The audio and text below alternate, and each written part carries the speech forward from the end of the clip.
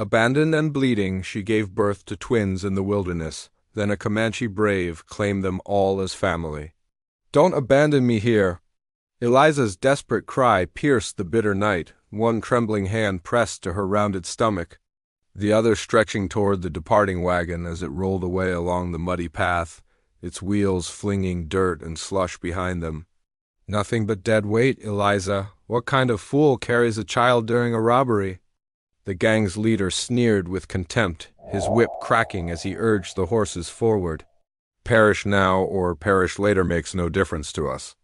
The wagon vanished between towering pines, its lamplight dissolving into the gathering twilight. Leaving only shadows, Eliza crumpled to the icy ground, her breathing ragged and shallow. Snowflakes drifted lazily downward, mingling with perspiration, salt tears, and the growing stain of crimson beneath her. Agony tore through her body in waves, each contraction a blade twisting deeper. Her anguished scream was part blasphemy, part desperate plea, spine curving with pain. The wilderness remained silent to her suffering, dragging herself behind a fallen tree trunk, each movement a battle against torment. She clawed at her torn garments. Clenching her jaw to suppress the rising shriek of pain, she felt the encroaching darkness, though her determination blazed fiercer than ever. The first infant emerged as midnight struck. His brother followed within moments small, covered in blood, but breathing. She swaddled them in strips torn from her jacket, pressing them against her bare skin, whispering through parched lips, "You will survive. Mother promises. You will live." Her voice grew faint, consciousness wavering. The wind intensified, making the branches rattle like ancient bones. The newborns mewled softly. From deeper in the shadows, eyes watched. Tangwa, offspring of the Comanche war leader, remained motionless between twin cedar trees, his moccasined feet planted in the snow. His bow rested across his thighs, his blade gleaming at his waist. He had followed the outlaw convoy through this passage, not seeking the woman, but tracking the killers who had massacred trading families near their sacred waters. This scene was unexpected, a pale-skinned woman delivering children alone on Comanche territory. Logic demanded he turn away. He had sworn never again to aid the invaders, not after witnessing his mother's fate, not after his younger brother's screams were silenced by flames. Rising gradually, his expression hardened, but then came that sound, the fragile cry of innocent life. He stopped completely. The sound pierced him, unlike the war whoops of battle or the wails of grief. This was pure, unknowing, alive. His jaw tightened as he began to retreat. The crying intensified. One baby had shifted in Eliza's weakening embrace, his face tinged blue, lips seeking nourishment. Wind swept through the clearing, dusting snow across their tiny, trembling forms. "Tangwa," muttered under his breath. He spun his mount around and spurred it forward. Minutes later, he knelt beside her. Eliza flinched, barely managing to lift her head. "Please, I beg you," she breathed, her voice no stronger than the breeze. He examined the infants, both boys, barely drawing breath, their skin pale as fresh bark, then checked her pulse. Feverish, but steady. Drawing a deep breath, he spoke quietly in his native tongue. "Not for your sake, but for those too young to learn hatred." From his saddlebag, he retrieved a waterskin and hide blanket. First he wrapped the babies, then lifted Eliza as though she weighed nothing. She whimpered but didn't struggle. Snow crunched beneath his boots as he carried them toward the ridge. His expression set like granite. The moon rose high through the branches, silver and watchful, as the Comanche warrior disappeared into darkness with the unwanted woman and two lives who hadn't yet chosen their allegiances. The aroma of smoke and cured leather filled Eliza's nostrils as consciousness returned. She lay motionless at first, her body aching with fatigue, but puzzled by the warmth surrounding her. She lived. She was no longer in the forest. Above her stretched a ceiling of stitched animal hides pulled tight over curved wooden frames. Light seeped through the gaps, the pale kind that comes before sunrise. Wind pressed against the outer walls, but inside remained still and surprisingly warm. Beneath her lay a mat cushioned with deerskin and woven grasses, comfortable and firm. slowly turning her head despite the sharp pain in her ribs she spotted. Them her boys. Her twin sons, barely 1 day old, nestled beside her, wrapped in something softer than anything she'd known. A blanket woven from buffalo fur and fox pelts formed their cradle. Their cheeks glowed with health, their breathing even. They appeared untouched by harm. Tears of relief, confusion, and the overwhelming weight of being alive when death seemed certain flowed silently down her cheeks. A shadow moved near the tent opening. Eliza tensed, pulling the boys closer. But this wasn't a threatening presence, it was age and wisdom that entered. An elderly woman with silver-streaked braids reaching her waist, her face carved by sun and sorrow. She crossed the lodge wordlessly. Placing a small bowl and bone spoon beside Eliza, steam rose from the thick mixture corn, perhaps herbs, a simple, nourishing porridge. "Where am I?" Eliza's throat rasped. "Where have you brought us?" The old woman offered no response, merely nodded, not reassuringly, but in acknowledgment, and departed silently. Alone again, Eliza held her sons close, breathing in their scent, trying not to tremble. She understood now. A Comanche village. She'd grown up hearing the tales, fearing them. Yet this place defied those stories. "I'm a liability," she murmured. To herself, "They'll end my life. I don't belong in this place." The porridge remained untouched. When the flap stirred again, she jerked upright, pain shooting through her side, survival instincts flaring. It was him, the warrior who had appeared in the trees before darkness claimed her. Tall, broad-shouldered, his presence filling the space like approaching thunder. His face remained unreadable, skin like polished copper, a scar marking his jaw. Though he carried a bow, his hands held something else, a rabbit. Cleaned and prepared for cooking. He approached the fire circle, silently, placing the meat beside the bowl.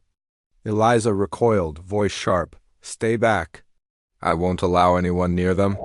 His gaze met hers, neither cruel nor kind, simply observing, measuring. Then he spoke, voice low and steady, accented but clear. "Eat, then nourish them." That was all. As he turned to leave, she noticed his hand's movement over the rabbit's fur, saw the deep lines in his skin, the calluses, the scars not from warfare but from labor. Firewood, rope, leather work, the hands of someone who toiled. He vanished. Through the entrance. For long moments she remained motionless. Then, softly, to the empty space he'd occupied, she whispered, "Who are you?" Only the wind through distant trees responded, speaking in a language older than both their peoples. Morning.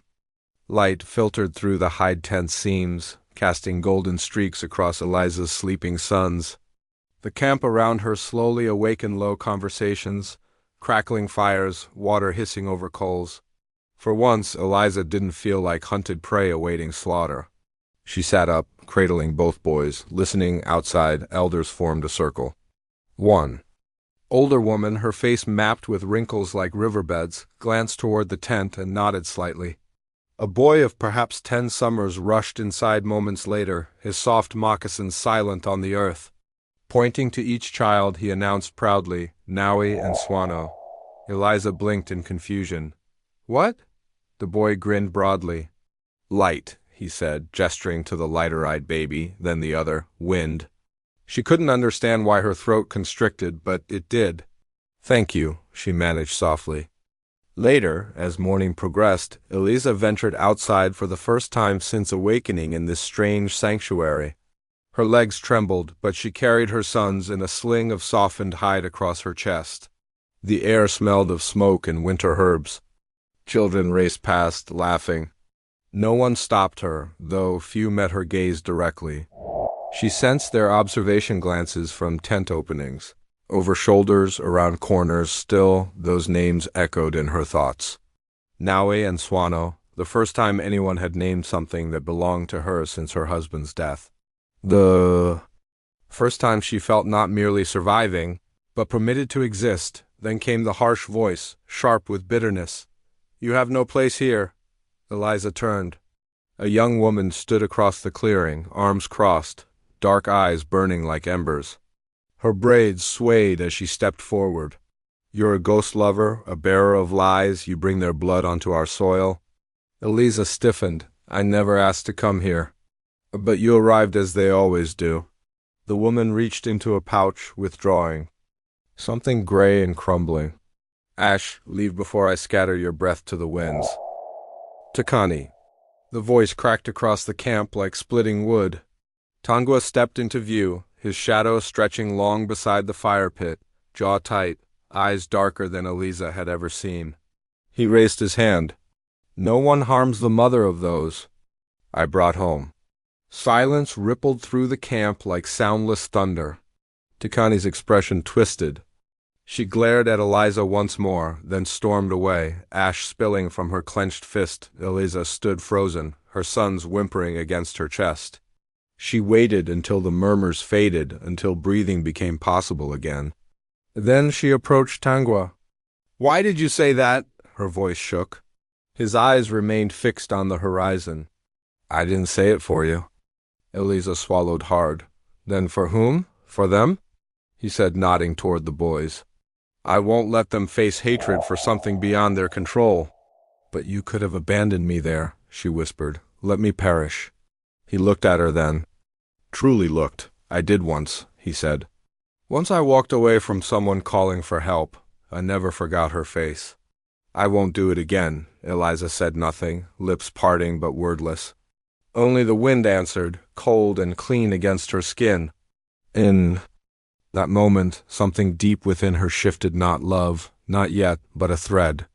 A fragile thread of understanding that connected them, and the two tiny lives sleeping against her chest. Eliza's fingers trembled as she attempted to shape the word Tangwa had just taught her. "Noko," she said tentatively. Tangwa nodded once, his eyes gentle. "Fire." She smiled faintly, repeating it with more confidence. "Noko." In return, he fumbled with a cloth diaper, one twin squirming in protest in the shallow cradle. His brow furrowed, and Eliza reached over, guiding his hands, showing how to fold the edge properly. "Not too tight," she murmured, her voice gentler than she realized. Their eyes met briefly. No one spoke of gratitude, but it hung between them like smoke from the morning fire. That winter evening they stacked firewood together near the tent. He set his bundle down first, she laid hers beside it, their fingers brushing momentarily. It wasn't a declaration of anything, but in the cold silence, it meant they had begun sharing warmth without words or permission. Then came the hoofbeats, distant at first, drumming across frozen ground like war rhythms. The camp stilled, warriors reached for weapons. Elders pulled children into tents. Eliza stood wide-eyed, clutching the boys. Tango emerged from the forest's edge, bow already strung. He caught her gaze, then turned toward the ridge where riders appeared. 5 men, pale-skinned, rifles slung across their backs. "Travelers," one warrior muttered, but Eliza knew better. Her knees buckled. They were from the same group who had abandoned her. Only now they weren't here to steal, they were here to silence. The lead man, face half hidden by beard and frost, dismounted and raised his hand. "We heard you took in a woman, blonde. 2 babies, we're looking to take her back." "Make sure she doesn't talk." His grin was cruel. Tangwa's stance shifted. "No one here like that. I think we'll have a look around anyway." But Tangwa raised his hand higher. You die." The man laughed, but it rang hollow. That night the tribe kept their fires dim. Rain began light at first, then heavier, turning dirt to mud. Tangwa led Eliza and the babies beyond the cliffs into a narrow crevice just wide enough for shelter. He lit no torch, spoke no loud words. Inside the cave, air was cold and damp. Eliza shivered, cradling her sons as they whimpered softly. Water trickled down stone walls. Tangwa sat just outside the entrance, soaked through, bow across his lap. He didn't sleep, only watched. When the storm intensified and wind howled like wolves, he slipped inside briefly, removing his outer coat, and laying it gently over her shoulders. "You'll freeze," she said weakly. He shook his head. Then finally he spoke, low and steady. "I swore once after the fire, after the blood I swore I would never again save a white life, never again open my hand to a mouth that would curse it." He looked at her. "But I broke that vow." Eliza's eyes burned with unshed tears. "Why?" "Because you are not like them." The wind moaned through the stones. You bled for them, he said, but you stayed breathing for them too. That matters. She couldn't answer, couldn't speak. But when he turned back toward the cave entrance, sitting guard through the night rain, she didn't sleep either.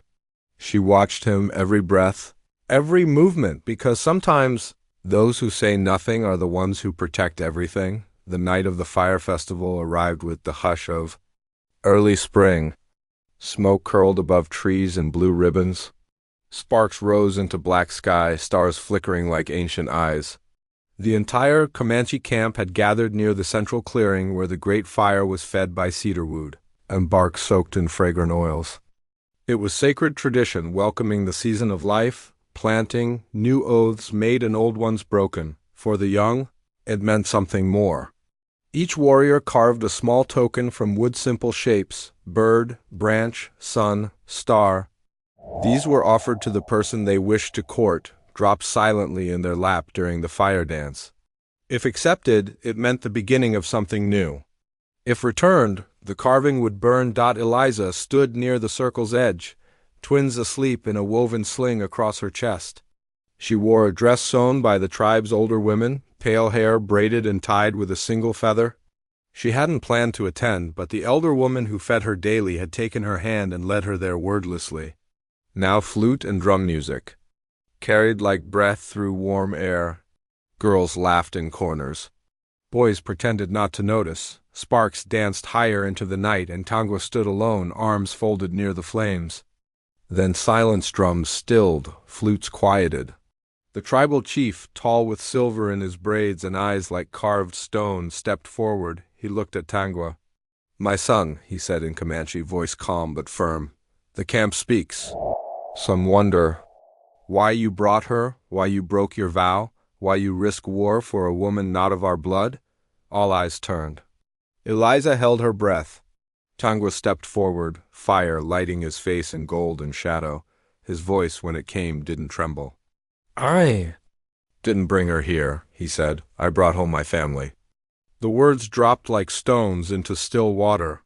Gasps, sharp exhales. The old chief narrowed his eyes. Tangwa didn't flinch. "I don't speak of blood, I speak of what is born in fire." She didn't ask to be here, she survived to protect. She bled. For her children, she learned our words, she didn't beg. She became... He turned toward the woman in the feathered braid.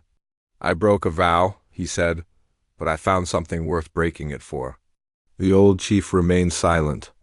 Then he stepped back and the drums resumed. Eliza stood frozen, heart pounding so loudly she thought the babies might wake. No one had ever claimed her like that, not her dead husband, not her family. No one had ever called her home. Her fingers clenched the sling across her chest. The fire glowed brighter. Tangwa had turned away as if it were done, as if it meant little, but to her it meant everything. She stepped forward, said nothing, words would have failed her, but she placed her hand over her heart, then over his. In that gesture the tribe saw her answer. The elder woman nodded. A girl passed by, placing a carved hawk in Eliza's palm. "He made it," she whispered. Eliza traced the wooden figure's edges with shaking fingers. It was rough in places like the man who carved it, but strong like him too. She didn't drop it. She didn't return it. She held it close. Later that night, as flames crackled and young couples disappeared toward the trees, Eliza sat beside the sleeping twins, hawk figure tucked near her chest. Tangwa walked by and paused. She looked up. "You meant it?" she asked softly. "Family?" He nodded once. "Even me?" He didn't answer with words. He simply knelt beside her and reached for one of the boys, cradling him as if he'd done it his whole life. Eliza watched him, and for the first time in months, she felt something steady inside her chest, not just safety, but belonging. It burned warmer than the fire outside. Rain came without warning, hard and cold, soaking the land as if trying to drown the very roots beneath. The Comanche camp retreated into hides and huts. Fire pits hissed and wind carried a chill that cut through even the thickest furs. Inside their lodge, Eliza pressed the back of her hand to Nowi's burning forehead. He whimpered, twisting in sleep, skin hot as coals. Swano lay nearby, whimpering in sympathy, sensing his brother's pain though he wasn't fevered. "Please," she whispered, rocking Naui gently. "Please stay with me." He coughed, a small, dry rasp that sounded far too old for a baby not even a season born. Elder women brought herbs wrapped in leather and cloth, but nothing helped. The fever only climbed. That night Eliza refused sleep. She held her son to her chest, humming broken lullabies into his damp hair, heart thudding with fear. Tangwa entered the tent quietly, soaked from rain, kneeling beside her wordlessly. He saw the child's color-red blotches blooming across pale cheeks, eyes glazed. "Eliza," he said quietly, "this isn't a common fever." She looked up, eyes red. "He's dying." "Isn't he?" Tangwa didn't answer. Instead, he pulled a satchel tight against his chest, preparing to leave again. "Where are you going?" she asked, voice cracking. "There's another tribe 2 days from here. Their healer knows a route that lowers the heat," but he hesitated. "They don't like us." Eliza grabbed his wrist. "Don't go alone." "They'll kill you." He pulled her fingers free with care. "I have to try." Then he was gone through the rain into darkness. The next 2 nights were endless. Naui's breathing became thin, his cries weaker. Eliza stopped eating. Her hands trembled constantly. At one point, she knelt in the rain outside the lodge, sobbing as the storm drowned out her voice. "Please, take me," she begged the night sky. "Take me if it means he lives." At dawn, just as the sun burned red through clouds, a shout came from the ridge. "Tangwa! Tangwa!" His horse stumbled, foaming, exhausted. Tangwa slid from the saddle, blood on his arm, one side of his shirt torn. Eliza ran. He staggered, thrusting a pouch into her hands. "Boil this fast." Inside were twisted, pungent roots, dark and sharp with scent. Eliza rushed back, throwing the roots into the boiling pot, feeding Naui sips with a carved spoon. Hours passed. Then a full day. She didn't sleep. Then at last Naui's fever broke. His body cooled. He slept deep and still. Eliza wept silently. Forehead against his, later she found Tangwa sitting outside, wrapping a makeshift bandage around his upper arm.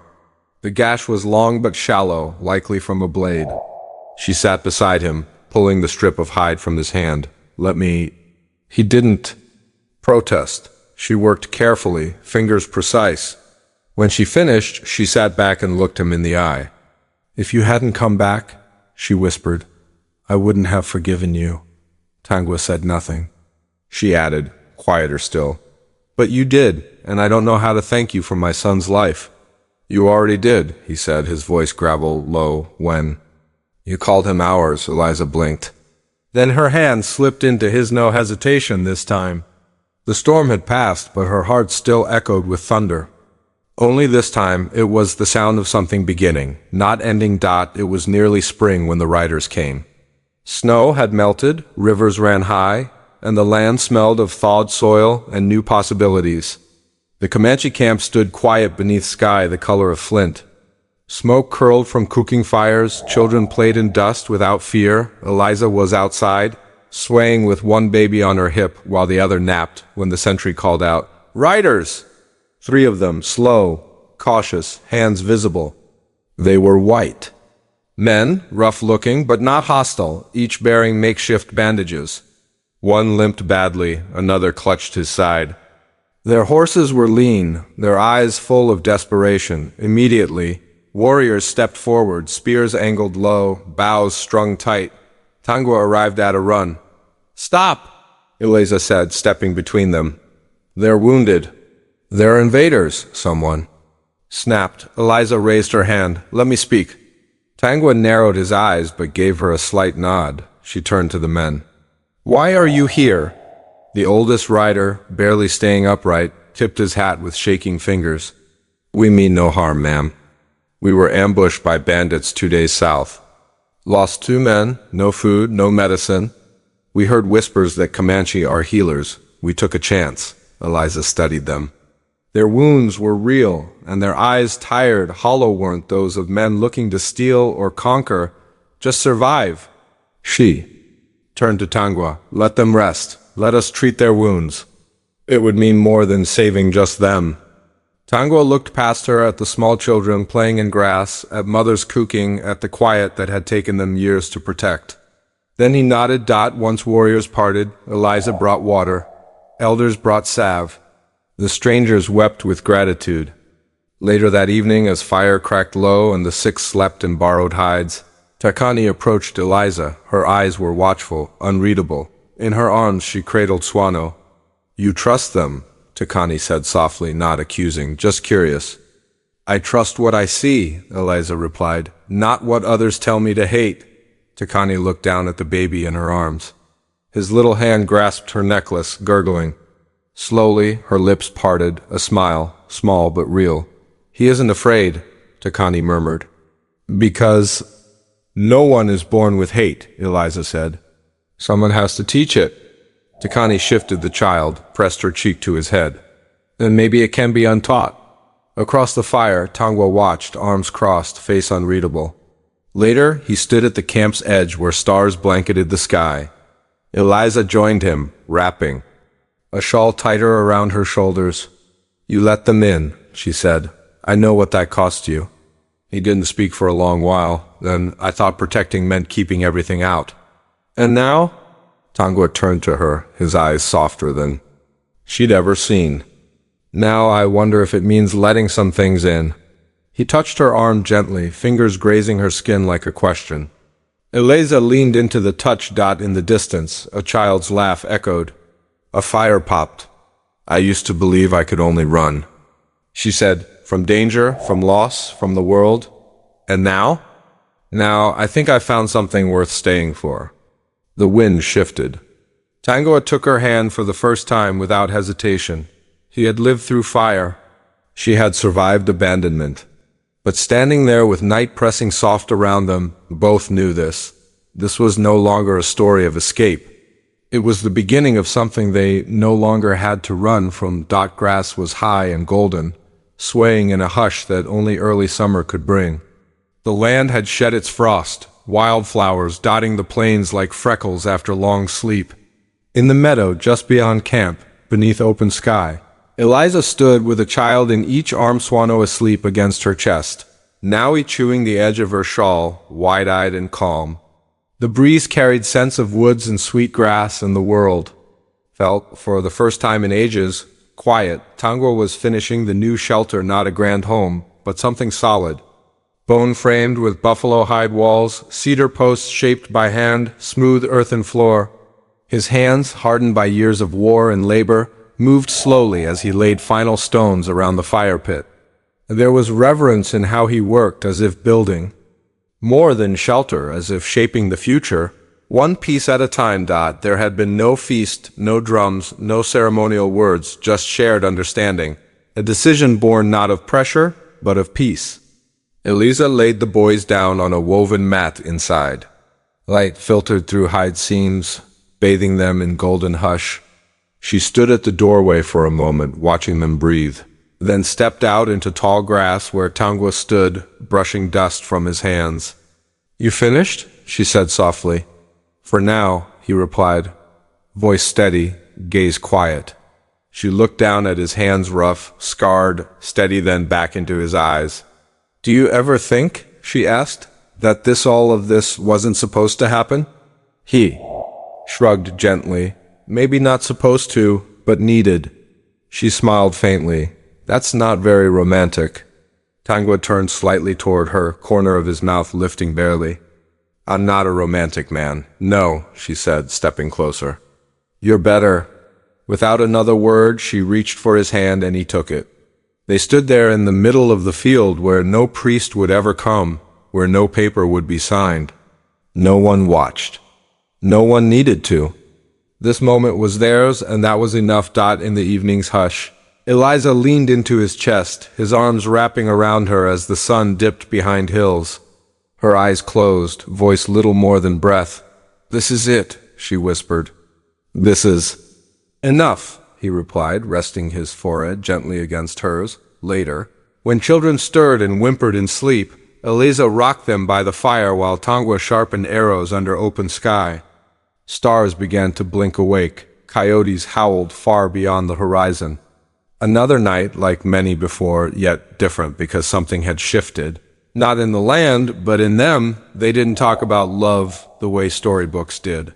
There were no flowers, no declarations, but there were things that mattered more: a bowl of stew shared when food was short, a hand brushing hers as they passed in the doorway, the way he never let her carry more than she had to dot as fire burned low and camp. Quieted, Eliza sat beside Tangwa, their blanket draped over both shoulders. She looked up at stars. "I used to think survival meant fighting," she said, "winning, proving something to the world. And now I know survival is quieter. It's in the choices, not where you start, but where you decide to stay." She turned to him, voice barely louder than wind. "I didn't choose where I was born or who hurt me. But I choose this land, this tent, these babies, and I choose you." Tangwa watched her, something deep flickering in his eyes. His thumb brushed the edge of her hand. "And I choose you," he said simply, "not for a day. Not because I must, but because you are the place my soul rests." She leaned her head on his shoulder, and he kissed the crown of her hair. Together they watched. Fire fade to embers. Above them, night deepened. Around them, grass whispered lullabies. Somewhere between one breath and the next, without ceremony or name, they became a family not born from blood or tribe, but from choice. And that choice was enough, if this story stirred something deep within you, if you felt the quiet weight of love built not on words but on survival, sacrifice, and choice, then you belong here with us. At Wild West Echoes, we tell more than tales. We share truths that echo across canyons over battle-scarred hearts, through the kind of silence where real devotion grows. If you believe love can bloom even in the harshest soil, then ride with us. Subscribe to Wild West Echoes and never miss a tale where bullets miss but hearts never do. Your next story may be the one that stays with you forever.